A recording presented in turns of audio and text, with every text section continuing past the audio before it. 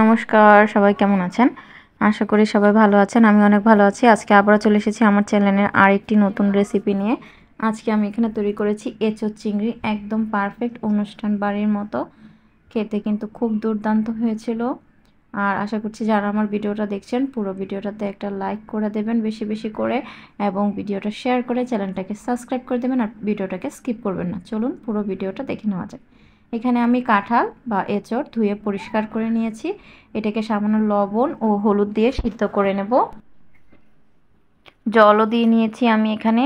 এখন এটা সিদ্ধ হয়ে যাক। এই তো আমার কাঁঠালটা সিদ্ধ হয়ে গেছে। আমি খুব বেশি সিদ্ধ করব না। এটাকে সিদ্ধ করে নামিয়ে রেখে আমি এখানে ভেজে নেব চিংড়ি মাছ। হলুদ ও লবণ দিয়ে দিলাম লবণ, তারপর দিয়ে দেব হলুদ।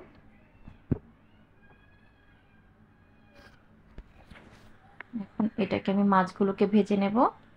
মাছগুলোকে ভাজা হয়ে গেলে এগুলোকে নামিয়ে রাখবো। আর এইদিকে আমি আলু কেটে টুকরো টুকরো করে নিয়েছি। এটা হলুদ আর লবণ দিয়ে মাখিয়ে নিয়েছি। এগুলোকে এখন ভেজে নেব লাল লাল করে।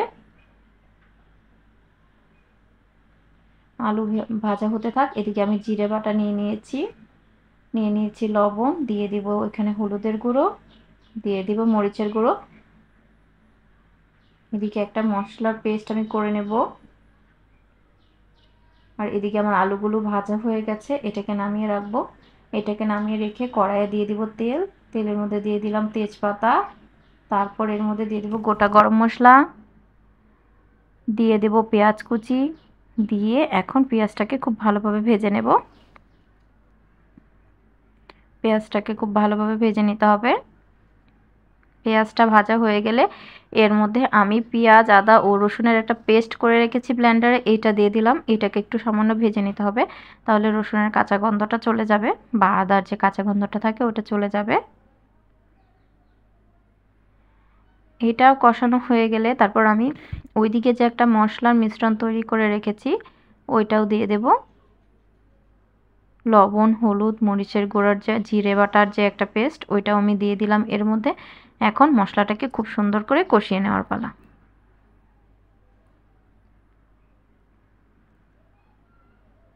এই তো মশলাটা খুব সুন্দর করে কষানো হয়ে গেছে। এখন এর মধ্যে এক এক করে সব কিছু দিয়ে দেব। প্রথমে দিয়ে দেব সিদ্ধ করে রাখা এঁচড়গুলো।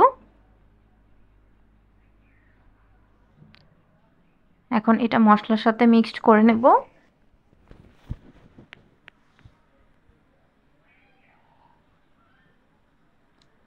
তারপর আমি এর মধ্যে দিয়ে দেব, তারপর ভেজে রাখা আলু ও চিংড়ি মাছগুলো এর মধ্যে দিয়ে দিচ্ছি। দিয়ে এখন এটাকে খুব সুন্দর করে মশলার সাথে একটু সময় নিয়ে কষিয়ে নিতে হবে।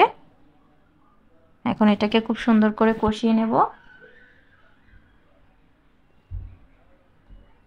এটা খুব সুন্দর করে কষানো হয়ে গেলে তারপর এর মধ্যে দিয়ে দিতে হবে পরিমাণ মতো ঝোলের জন্য জল। কিন্তু এটাতে আমি খুব বেশি ঝোল রাখবো না। এই তো দেখুন এটা কি সুন্দর কষানো হয়েছে, আর একদম কালারটাও দেখতে কিন্তু খুব সুন্দর হয়েছে দেখুন।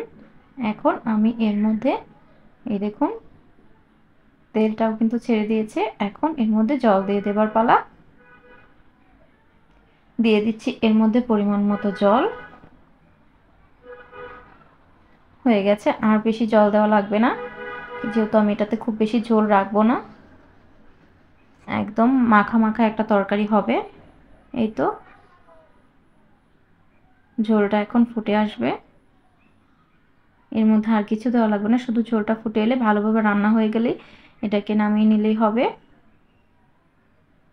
এই তো আমার রান্নাটা প্রায় কমপ্লিট, একদম রেডি হয়ে গেছে আমার রান্নাটা খাওয়ার জন্য। দেখুন দেখতে কত সুন্দর হয়েছে। এখন এটাকে আমি নামিয়ে নেব। আপনারা চাইলে আরও কম ঝোল রাখতে পারেন, কিন্তু এটা টেনে যাবে, তাই আমি এরকমই এটাকে নামিয়ে নেব। এটাকে নামিয়ে এখন আমি সার্ভ করে ফেলবো।